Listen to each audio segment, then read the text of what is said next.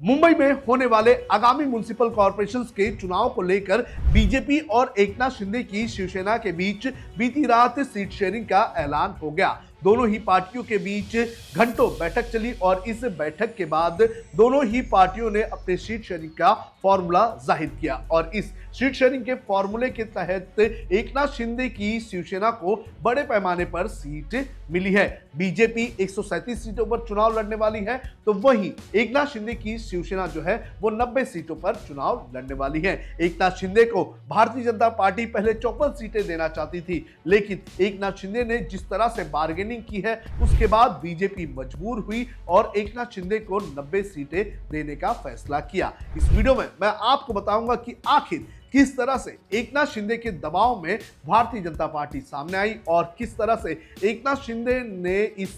Alliance में अपना दबदबा कायम रखने का काम किया है। 5 पॉइंट्स के जरिए मैं आपको ये सारी चीजें समझाने की कोशिश करूंगा। नमस्कार, आप देख रहे हैं लोकमत हिंदी। मेरा नाम है सोनू कनौजिया। सबसे पहले बात करेंगे बीएमसी चुनाव की। आपको बता दें कि बीएमसी के लिए और महाराष्ट्र की जो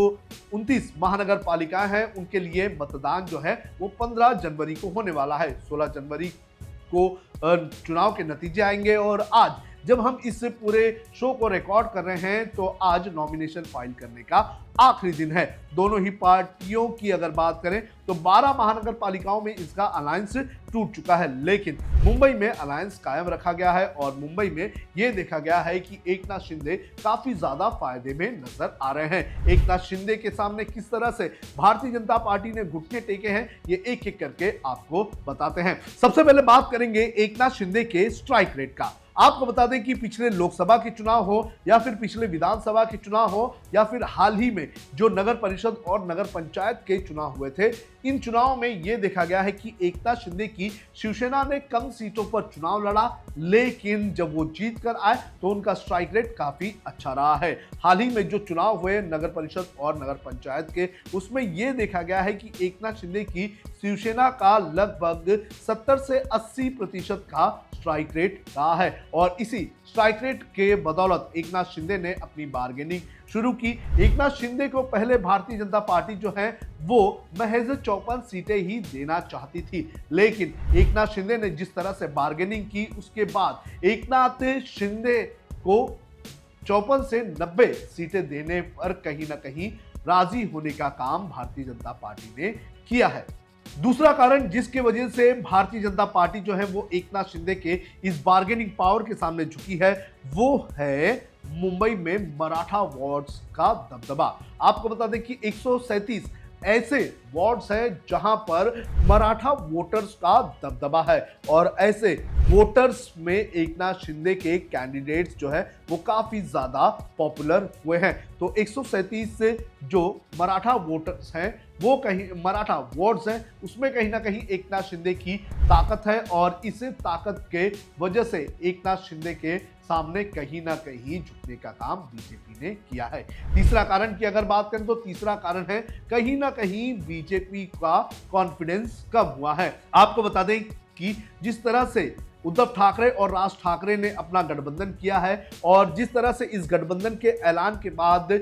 जो मुंबई और महाराष्ट्र का मराठी वोटर जो है वो एकजुट इन दोनों भाइयों के लिए हुआ है, उसके बाद कहीं ना कहीं ये कहा जा रहा है कि बीजेपी और बीजेपी के जो नेतृत्व है उसमें कहीं ना कहीं मुंबई जीतने को लेकर एक कॉन्फिडेंस में कमी आई है और इसी के चलते एकनाथ शिंदे को उन इलाकों में ज्यादा सीट दी जा रही है जहां पर मराठा वोटर्स हैं और जहां पर जो उद्धव ठाकरे और राज ठाकरे जो है वो ताकतवर हैं और इसी के चलते एकनाथ शिंदे की सीटें जो हैं बढ़ाई गई है। चौथा है एकनाथ शिंदे की प्लानिंग। आपको बता दें कि एकनाथ शिंदे ने जब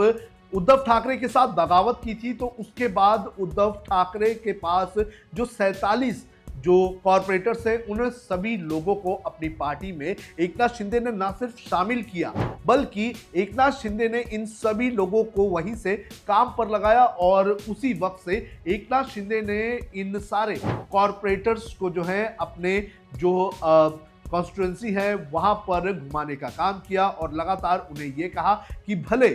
मुंबई में 2022 के बाद यहाँ पर जो है प्रशासक बैठा हुआ है, लेकिन आपको आपके इलाके में जाना है, आपको लोगों से मिलना है और लोगों के काम करना है। और ये प्लानिंग कहीं ना कहीं इस बार्गेनिंग पावर में काम आई और एकनाथ शिंदे ने सीधे सीधे ये बताया कि आप जो वार्ड्स हैं उसकी लिस्ट रखें, आप बताएं कि आपके कैंडिडेट्स कहां पर हैं, किसने कितना काम किया है, मैं बताता हूं मेरे कैंडिडेट्स जो हैं वो कहां पर हैं और कितने दमदार हैं और कितने कैंडिडेट जो हैं वो फील्ड पर उतरकर लोगों के साथ सीधे संवाद करके और काम करने का काम कर रहे हैं। पांचवा फैक्टर जिसकी वजह से एकनाथ शिंदे के सामने भारतीय जनता पार्टी ने कहीं ना कहीं घुटने टेके हैं वो है मुंबई का मामू फैक्टर। मामू यानी कि मुस्लिम और मराठी वोटर्स। आपको बता दें कि जहां एक तरफ बीजेपी के पास सिर्फ और सिर्फ हिंदुत्व के वोटर्स और हिंदू वोटर्स या फिर मराठी वोटर्स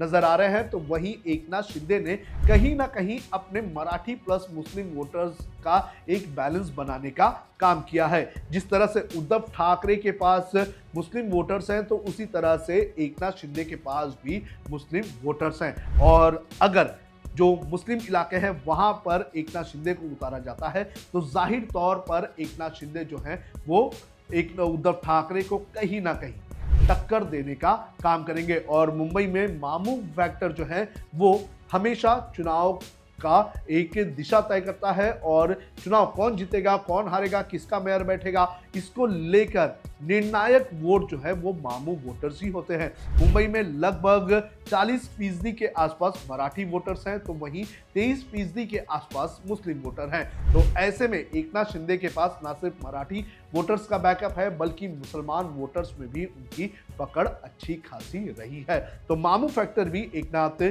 शिंदे के साथ जाता हुआ नजर आ रहा है और इसी के चलते बीजेपी जो है वो बार्गेनिंग पावर में कहीं ना कहीं पीछे चली गई है। छठवां और आखिरी कारण है एकनाथ शिंदे का सड़क पर उतरना। आपको बता दें कि पिछले कुछ दिनों में यह देखा गया है कि एकनाथ शिंदे जो है वो बड़े पैमाने पर सड़क पर उतर रहे हैं, लोगों से मिल रहे हैं, लोगों से सीधे संवाद कर रहे हैं, कार्यकर्ताओं से मिल रहे हैं, कार्यकर्ताओं को एकजुट करने का काम कर रहे हैं। और ये सिर्फ मुंबई तक सीमित नहीं है बल्कि कल्याण, थाने, डोंबिवली ऐसे जो इलाके हैं, उल्लासनगर, ऐसे सभी इलाकों में जो एमएमआर रीजन के इलाके आते हैं वहां पर एकनाथ शिंदे जो है वो कहीं ना कहीं अपनी ताकत दिखा रहे हैं, लोगों को जोड़ने का काम कर रहे हैं और लोगों से सीधे संवाद करने का काम एकनाथ शिंदे कर रहे हैं। जिस तरह से उल्लासनगर और जो कल्याण डोंबिवली म्युनिसिपल कॉर्पोरेशन है वहां पर बीजेपी और एकनाथ शिंदे के बीच तनातनी हुई थी, तो उसके बाद एकनाथ शिंदे ने जो है वो ड्राइविंग सीट पर बैठे और ड्राइविंग सीट पे बैठने के बाद उन्होंने पूरे एमएमआर रीजन पर लगातार दौड़ लगाई और लोगों से संवाद करके अपनी ताकत को मजबूत करने का काम किया है। तो ये कुछ ऐसे 5 फैक्टर है जिसके चलते एकनाथ शिंदे की शिवसेना के सामने कहीं ना कहीं भारतीय जनता पार्टी ने मुंबई में झुकने का काम किया है। आपको क्या लगता है कि ये पॉइंट्स कितने वैलिड है? आप हमें कमेंट करके जरूर बताएं।